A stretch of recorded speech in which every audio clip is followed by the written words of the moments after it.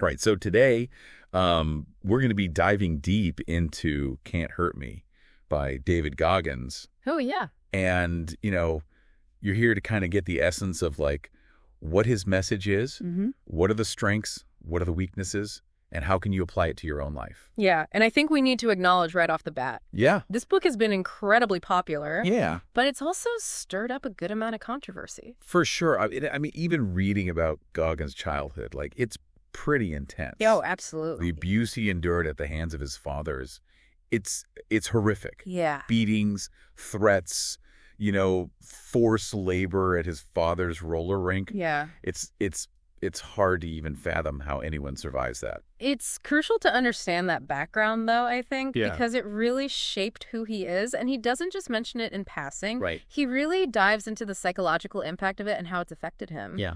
It wasn't just a rough upbringing. It was like calculated cruelty Right. that left some deep scars. And yet, he somehow goes from that darkness to becoming a Navy SEAL. I know. I mean, there's a monumental shift. Exactly. Goggins' story isn't just about overcoming adversity. It's about radical transformation. Yeah. He wasn't just resilient. He was actively pursuing the most difficult path he could imagine. And this is where his idea of the accountability mirror comes in. Right. So he talks about staring into a mirror and confronting his weaknesses head on. Yes. It's almost like a self-interrogation. It's more than that. It's radical honesty. Okay. Most people look in the mirror for superficial reasons. Yeah. But Goggins turns it into this deep introspective tool. Yeah. He would literally write his flaws on Post-it notes and stick them to the mirror. That's intense. It is. But it seems like it was a key part of this transformation. Absolutely. It's about acknowledging the things that we typically try to hide from, even ourselves. Right. This level of self-awareness is essential to his whole philosophy. Okay. And then there's the physical challenge, like running on broken legs during SEAL training. You got it. A 101-mile ultra marathon with no preparation. I mean, this is where some people start to have a hard time with Goggins' story, right? That's one of the biggest criticisms, for sure. Yeah. He sets a bar that is so insanely high Yeah.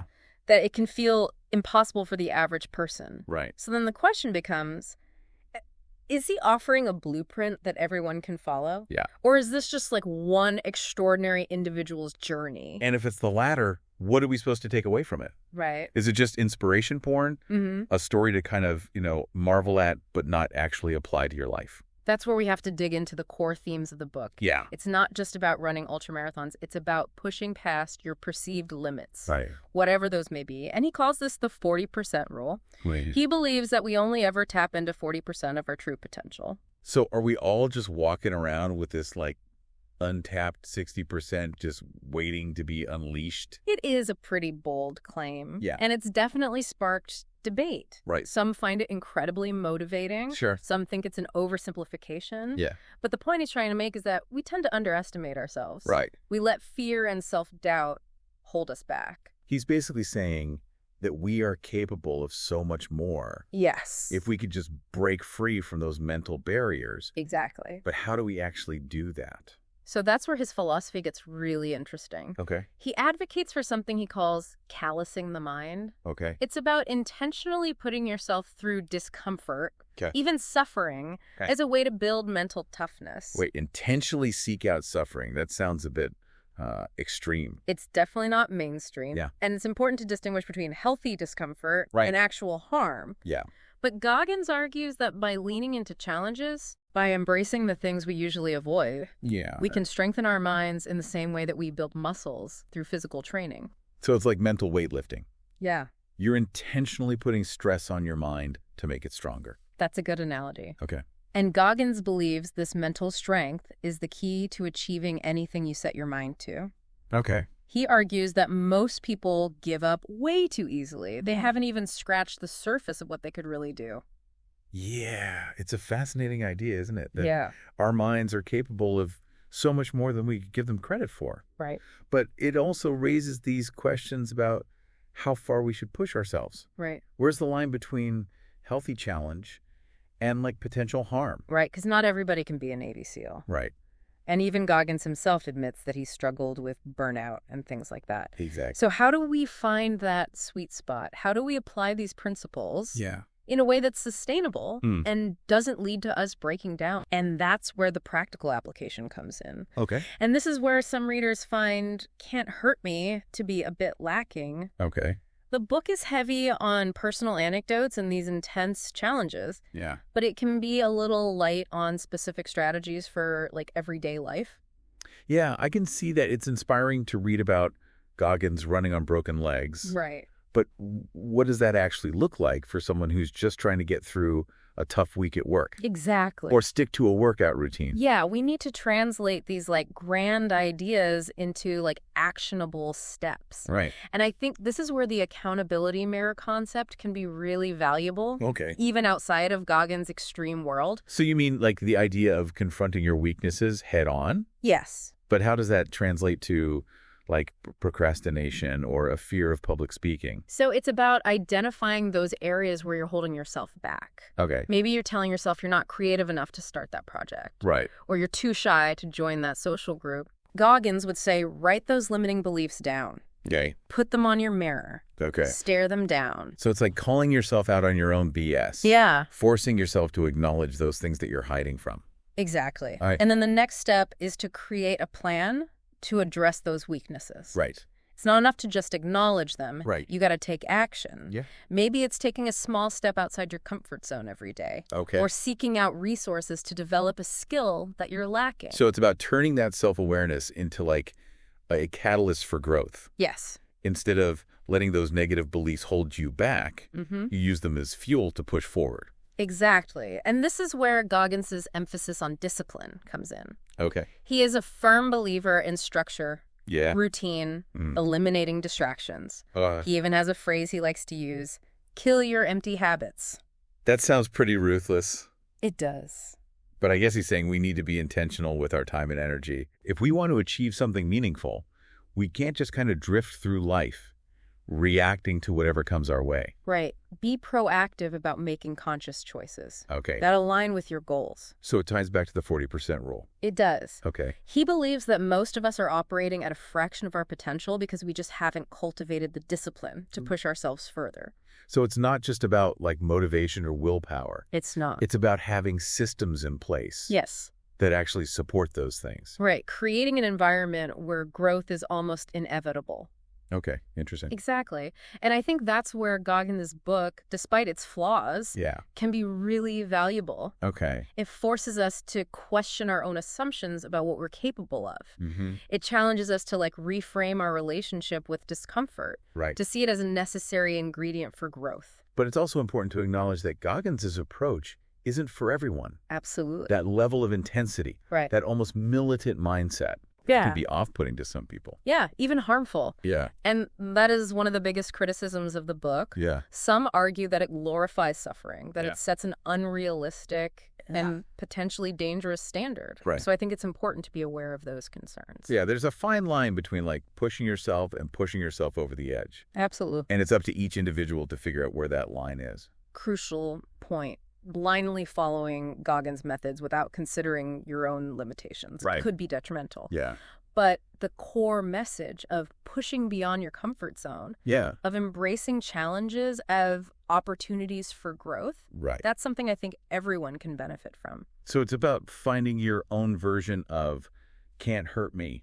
Yeah. You don't have to run ultra marathons or go through SEAL training Right. to apply these principles. It's about finding those challenges that push you just enough, Right. that make you doubt yourself, and then proving yourself wrong. And I think that's where the real magic lies, It is. in that moment of self-discovery, when you realize you're capable of more than you thought possible. Yeah. It's about breaking through those mental barriers and tapping into that untapped potential You got it. that Goggins talks about. And even if you don't agree with everything Goggins says, or if you find his methods to be too extreme, Right. there's still a lot to be gained from engaging with his ideas. Right. It forces us to ask ourselves tough questions about our own lives, our own aspirations, Right. our own willingness to embrace discomfort as a catalyst for growth. It all comes back to that idea of mindset, doesn't it? Yeah. You can have all the tools and strategies in the world, Mm-hmm. but if you don't have the right mental framework, it's all for nothing. Right. Goggins talks about this idea of like starting at zero. Yeah, he means no matter what you've achieved, Yeah. you always have the capacity to grow and learn more. Right. There's this sense of constant evolution in his philosophy. But it makes me wonder, when do you get to enjoy the fruits of your labor? Oh, that's a good question. Yeah? And one that Goggins doesn't really explicitly address. Yeah. His focus is so heavily on pushing forward Right. that it can almost seem like there's no room for contentment Right. or like satisfaction. Yeah. Maybe that's something for us to ponder a little bit. Yeah. Where does balance fit into all of this? Right. Because even in the book, Mm-hmm. Goggins talks about burning out, pushing himself to the point of injury. Yeah. There has to be some middle ground, right? I think that's where we, as like the readers, Yeah. have to be discerning. Yeah. Goggins offers a compelling perspective, Right.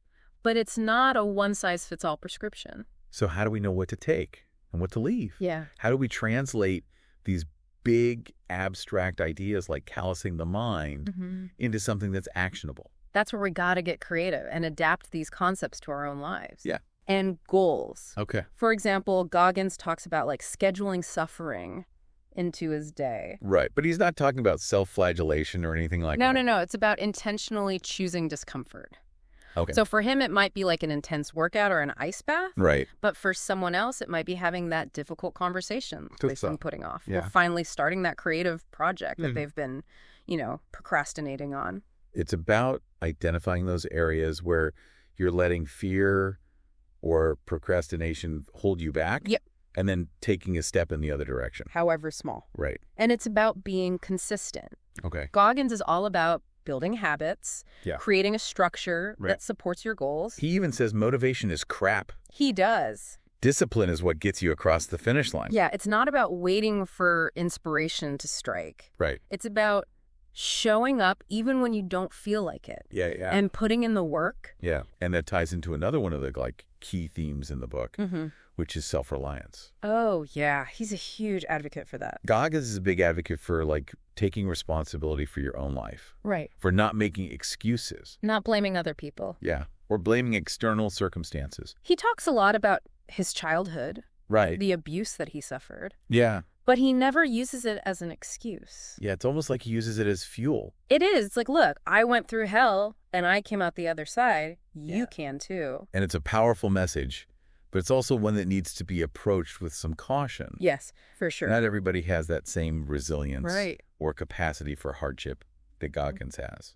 And we need to acknowledge that, I think. It's like we were talking about earlier. Yeah. We have to be mindful of our own limits, our own vulnerabilities. Goggins' story is inspiring, Right. but it's not a blueprint for everyone. So where does discernment come in? So we have to take what resonates with us and adapt it to our own circumstances. We don't have to become David Goggins to learn from his story. Exactly. So as we wrap up this deep dive into Can't Hurt Me, what are some of the key takeaways you think our listeners should consider? Well, I think it comes down to a few core principles. Okay. First, the importance of mindset. Right. Goggins emphasizes that our beliefs about ourselves and our capabilities are often the biggest obstacles we face. Right. Second, the power of discipline. Yeah. It's not about motivation. It's about showing up consistently and putting in the work. Right. And third, the necessity of discomfort. Yeah. True growth happens outside of our comfort zones. It's about finding our own version of Can't Hurt Me. Exactly. It's not about replicating Goggins's extreme feats. Yeah, you don't have to do all that crazy stuff. It's about identifying those areas where we're holding ourselves back. Right. And then pushing ourselves just a little bit further, one step at a time. It's about discovering our own untapped potential, our own inner strength. Yeah. It's about embracing the challenge Yeah. and realizing that we're capable of so much more than we think. Absolutely. And with that, we'll leave you to ponder those ideas Okay. and see how they might apply to your own life. Good luck out there. Thanks for joining us on this deep dive into Can't Hurt Me.